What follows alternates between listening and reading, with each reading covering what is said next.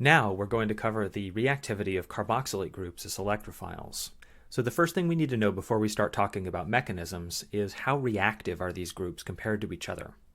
Just like with ketones and aldehydes, which carbonyl group is the most electrophilic is going to control a lot of how we set syntheses together and the way that we need to strategize when we convert one derivative to another. So I want to start by comparing the carboxylate group. Here we have the carbonyl group. There's an R group on one side and X on the other. Now in this case, X does not necessarily mean a halogen. It means any heteroatom that is not a carbon or hydrogen. The thing that we need to look at here is how does changing group X, how does changing that atom alter the strength of the electrophile that we're looking at? Like we've seen before, there are two major types of effects that we need to consider, the inductive effect and the resonance effect. When we look at the inductive effect, we have atom X, which is electronegative, withdrawing electron density from that central carbonyl carbon. Now, as this atom gets more electronegative, this will tend to put a greater partial positive charge on the carbonyl carbon, which would result in it being a better electrophile. So, from this, we would conclude that atoms like chlorine or fluorine, so acyl halides, are going to be very good electrophiles, while groups which have less electronegative atoms are going to be inferior electrophiles. There's also a resonance effect.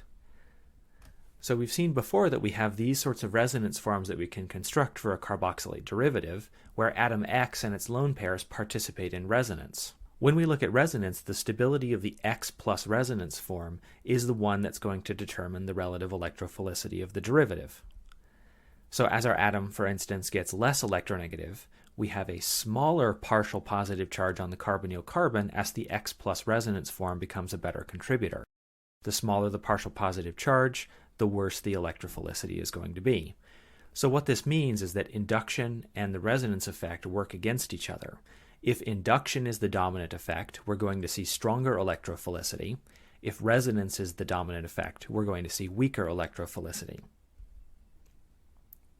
So that means when we look at these, we need to ask ourselves which effect wins out.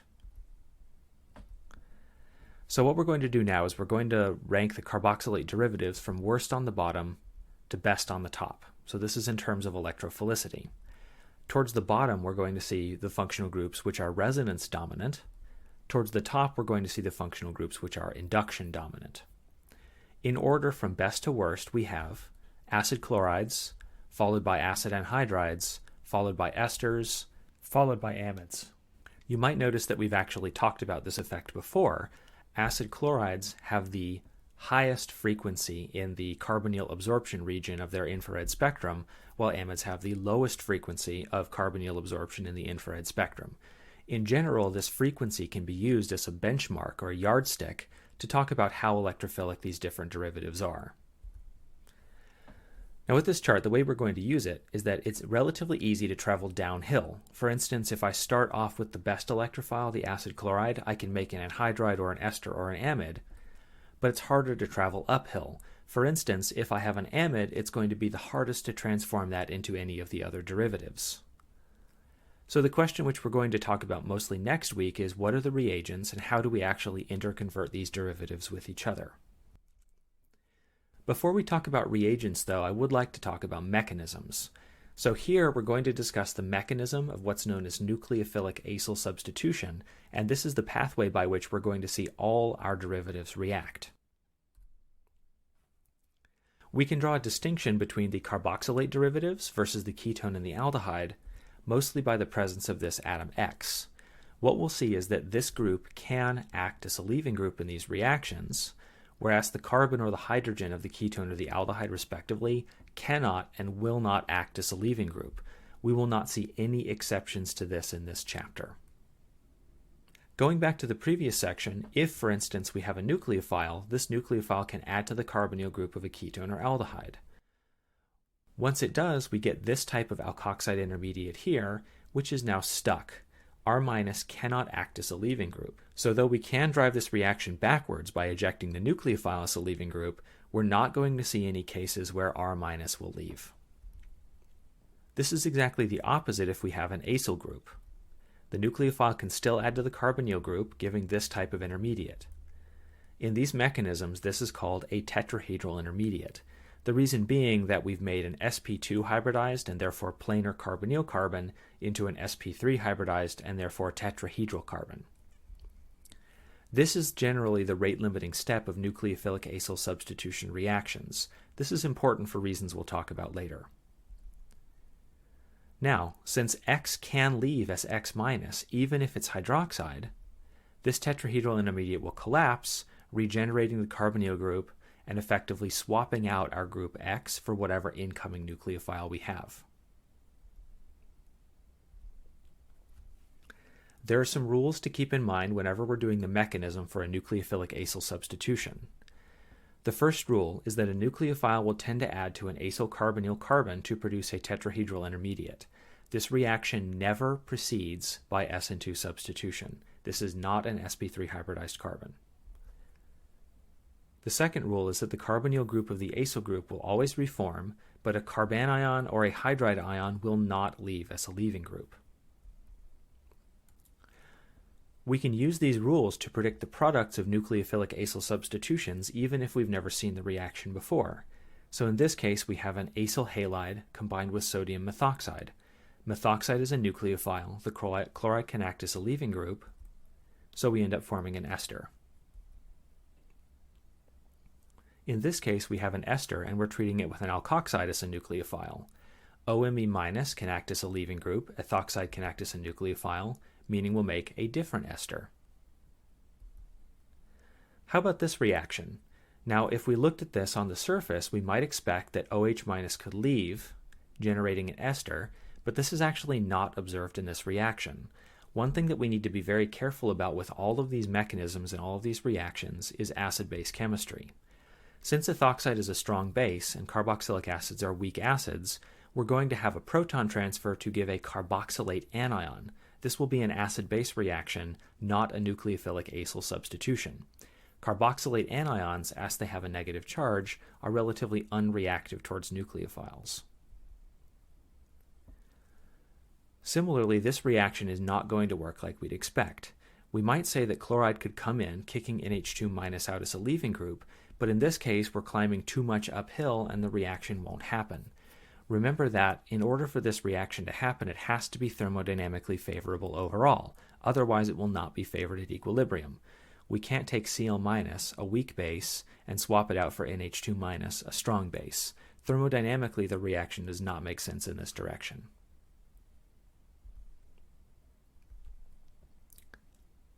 Let's do a little practice. Show the mechanism for this reaction here between an acyl chloride and sodium methoxide. Take a moment to do this and come back and check your work when you're done.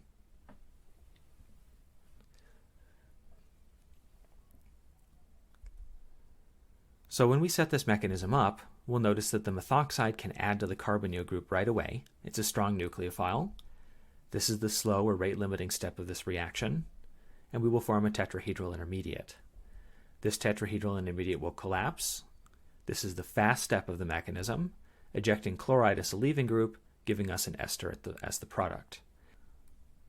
This reaction is one that I've picked because it shows the mechanistic core of this process. Step 1, nucleophile adds. Step 2, leaving group leaves. Now when we see other reactions under other conditions, what we're going to add in here are proton transfers. Do we need a proton transfer first? Do we need one second? Do we need one after the leaving group leaves? We'll have to be able to analyze the acid-base chemistry at each step of this process to ask ourselves if a proton transfer is necessary or relevant. Before we move on to talk about other reactions, draw an energy diagram for this mechanism.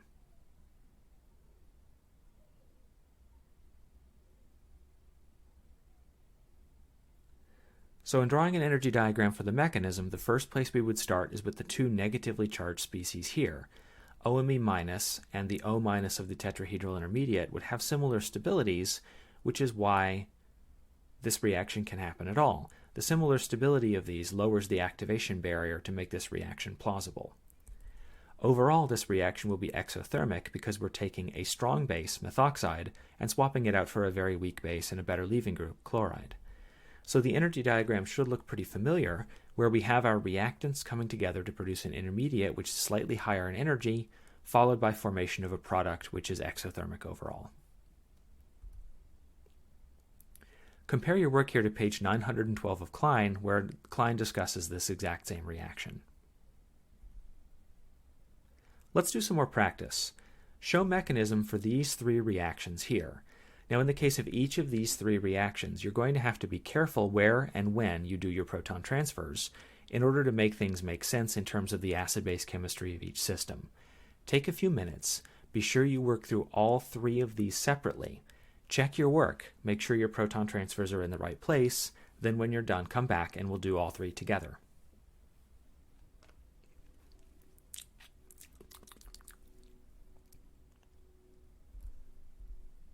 First, let's take this reaction.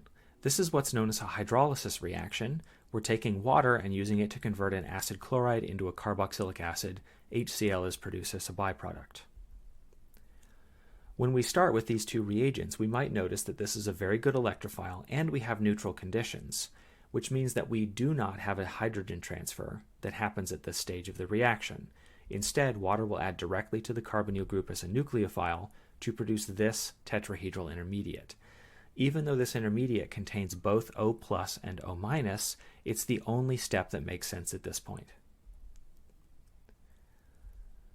Next, the tetrahedral intermediate will collapse to give this compound here, which is a strong acid. Since this is a strong acid, this will lose a proton under these conditions, which means we need to end the process with a proton transfer. This is how we produce the HCl at the end of the reaction. If we were to put together some blocks to explain how this reaction happens, we would have the nucleophile adding first, followed by the loss of the leaving group, followed by a proton transfer at the end of the reaction. Next, let's look at this reaction. This is called an ammonolysis reaction because we're using ammonia as a nucleophile to cleave an ester. In this reaction, again, we have a pretty good nucleophile this time, and our reaction does not happen under acidic conditions, so we do not start our mechanism with a proton transfer. Instead, ammonia will add directly to the carbonyl group to produce a tetrahedral intermediate. At this point, since this reaction is not happening under acidic conditions, it's okay to eject methoxide as a good leaving group.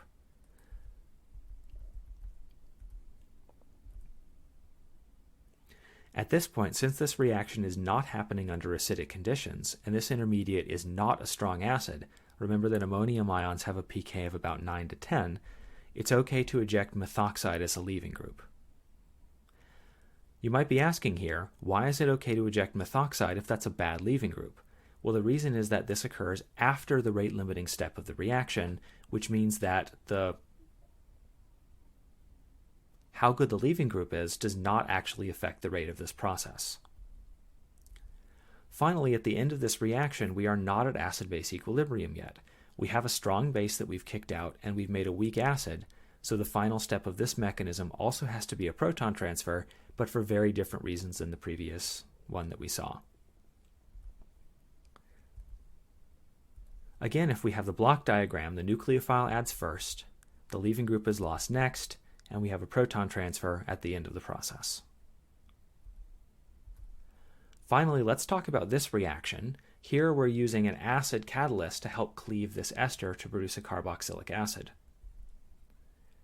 In the case of this reaction, it is happening under acidic conditions, which means that the first step has to be a proton transfer. This produces this protonated carbonyl group, which is now a much, much better electrophile. At this point, water can add as the nucleophile to produce our tetrahedral intermediate. Now at this point, if we look at this species, we know that we can't collapse this tetrahedral intermediate to kick out methoxide as the leaving group. The reason being that this is happening under acidic conditions, so we are not permitted to lose a strong base as an intermediate. Energetically, that does not make sense. So we need to do an internal proton transfer to transfer the proton from the water oxygen to the ester oxygen. It's okay to use our shortcut for this. After we've transferred the proton, we now have a compound which is a very good leaving group. It no longer will be leaving as a strong base. So our tetrahedral intermediate can collapse, ejecting methanol as a leaving group. At this last point here, again, we're left with a strong acid, so we need a proton transfer.